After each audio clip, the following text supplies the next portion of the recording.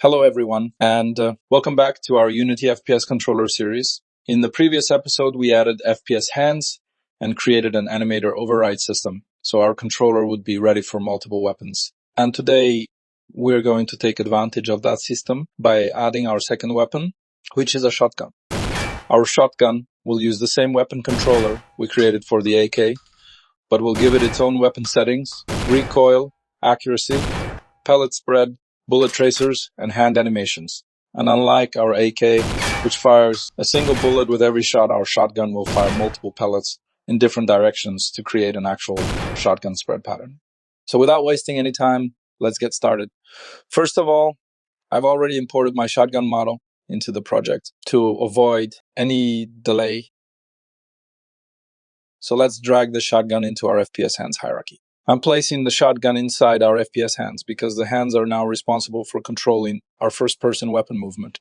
And let's disable the previous weapon. And before we do anything else, we also need to change the layer of our shotgun. Select the shotgun. Currently, it's using the default layer, and let's change it to weapon.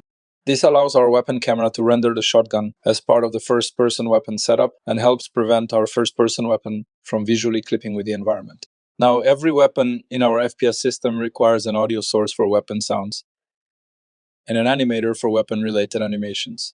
Currently, whenever we create a new weapon, we would have to remember to manually add these components. Instead, we can make Unity handle this automatically. So let's open up our weapon controller script. At the top of our weapon controller class, I'm going to add the require component attribute. Let's say require component type of audio source. Require component tells Unity that our weapon controller depends on this component. We'll do exactly the same thing for the animator. Now, our weapon controller requires both an audio source and an animator. So every time we add this script to a new weapon, Unity automatically makes sure those components are available. This might look like a very small improvement, but it becomes extremely useful as our weapon system grows. Back to Unity. And let's copy our weapon controller from AK weapon and paste the component to shotgun. Now notice what happens. Because we added our required component attributes, Unity automatically adds an audio source and animator along with our weapon controller. Let's quickly set up our audio source component for shotgun. And I am moving it down so I could easily set up weapon controller for shotgun. And there is something important I want to explain here. We're not creating a separate shotgun controller script. Our AK and shotgun share most of the same functionality. Both weapons need ammo. Both need shooting. Both need recoil, camera recoil, accuracy, bullet tracers, hit effects, ADS, sounds and animations.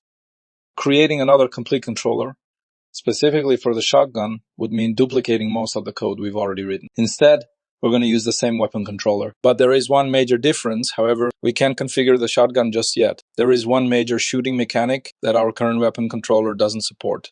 Our AK fires one projectile per second hot, but a shotgun shell contains multiple pellets. Before adding the shotgun pellet system, we need to make one more improvement to our animation setup. In the previous episode, we created an Animator Override Controller for our FPS hands, so different weapons could use different hand animations while sharing the same base animation logic. Now we're going to do the same thing for the weapon itself. At the moment, our AK has its own Animator controller. Since we're adding a shotgun now, we don't want to create completely separate animation logic for every weapon. So first, let's rename our existing AK weapon controller to base weapon controller. And now let's create two Animator Override Controllers. First for our AK, and name this as AK Weapon Override Controller. And now assign the base weapon controller to the controller reference. After that, assign the AK reload animation to the reload slot. Now, do the same thing for the shotgun override controller. And now, let's assign the base weapon controller to our shotgun as well.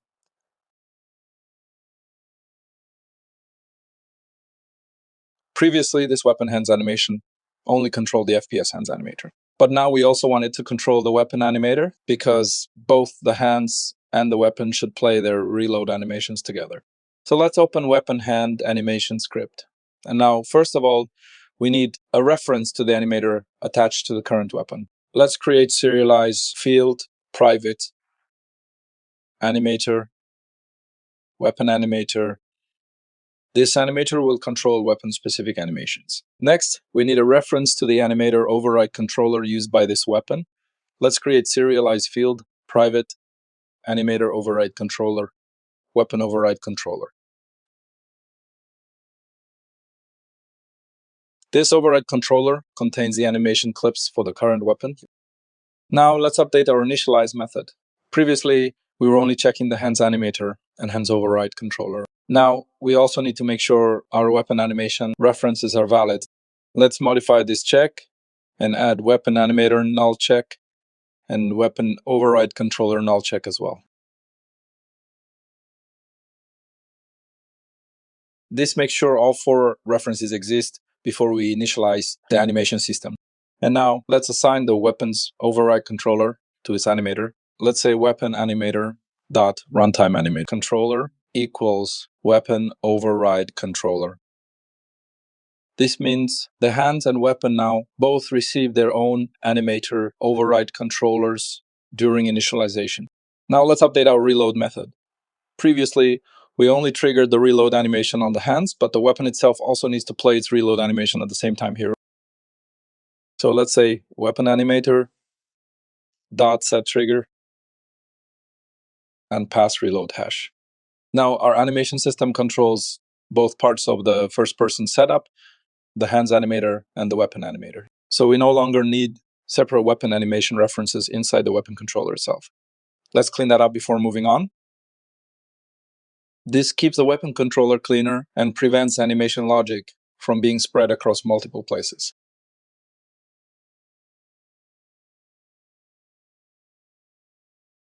Now let's go back to our base weapon controller. Previously, our reload transition was using a Boolean parameter, but reload is a one-time action, so a Boolean isn't really the best choice. A trigger is more suitable because we only need to tell the animator once when the reload begins. So create a new trigger parameter and name this as reload and delete an old parameter. Now select the transition from the empty state to the reload state and assign new trigger condition. And now select the other transition and enable has exit time and remove the missing condition. Now this allows the reload animation to finish before returning to the normal state. Now let's go back to our weapon objects and assign the animator controller and override controller to respective weapons. And duplicate the AK hands override controller for shotgun hands override controller and assign its animation clips. And now select the shotgun and assign its override controller.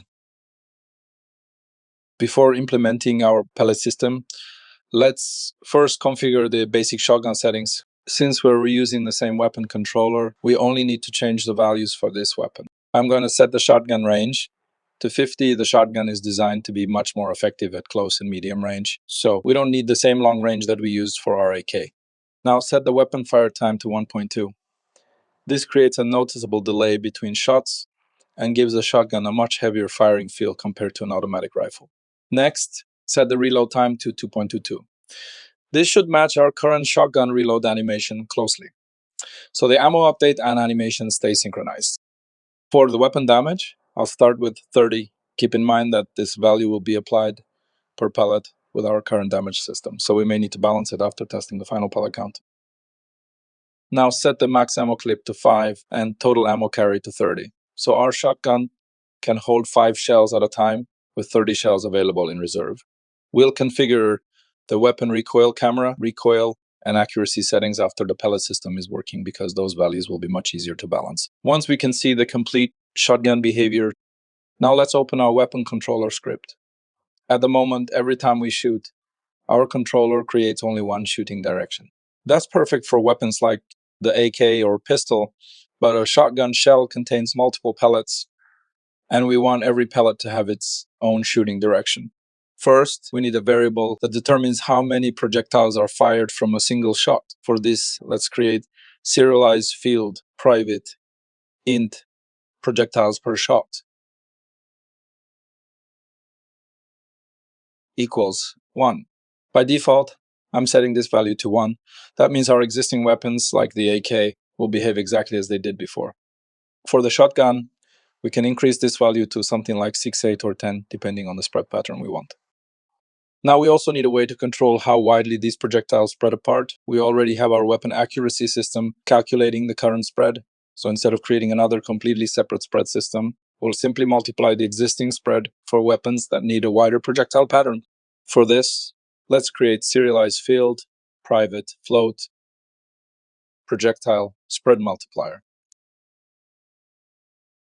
equals 1. A value of 1 means we use a normal weapon accuracy spread. So our AK can keep this value at 1. For the shotgun, we can increase this multiplier to create a much wider pellet cone. Now let's go to our shooting method. Previously, all of our raycast logic was written directly inside this method. But now a shotgun needs to run that projectile logic multiple times from a single trigger pull. So instead of creating only one projectile, we'll create a loop that runs once for every projectile we want to fire. Inside this loop, called the new method shoot projectile. If projectiles per shot is 1, this loop runs once, and our AK behaves exactly as before. But if our shotgun uses 8 projectiles, the exact same method will run 8 times from a single shot. And now let's create the method to move our old raycast logic into a separate method. Let's create private void shoot projectile. And now let's copy all the code below our loop and paste it inside this method. This method will be responsible for creating only one individual projectile. The shooting method decides how many times it needs to call it. Now every pellet needs its own random direction. So let's open our weapon accuracy script. We now need this method to optionally receive our projectile spread multiplier. This keeps our existing accuracy system reusable instead of creating separate shooting direction methods for rifles and shotguns. So let's pass a float spread multiplier in this method. And let's multiply this spread multiplier with random spread. Our current spread still represents the weapon's current accuracy. Standing still, walking, sprinting, aiming, and continuous firing can all still affect this value. The new multiplier simply controls the overall size of the projectile pattern. Back to weapon controller and pass the projectile spread multiplier in weapon accuracies, get shot direction. Now our shooting system supports both weapon types, but both weapons are still using the exact same weapon controller. That's the advantage of implementing this generically.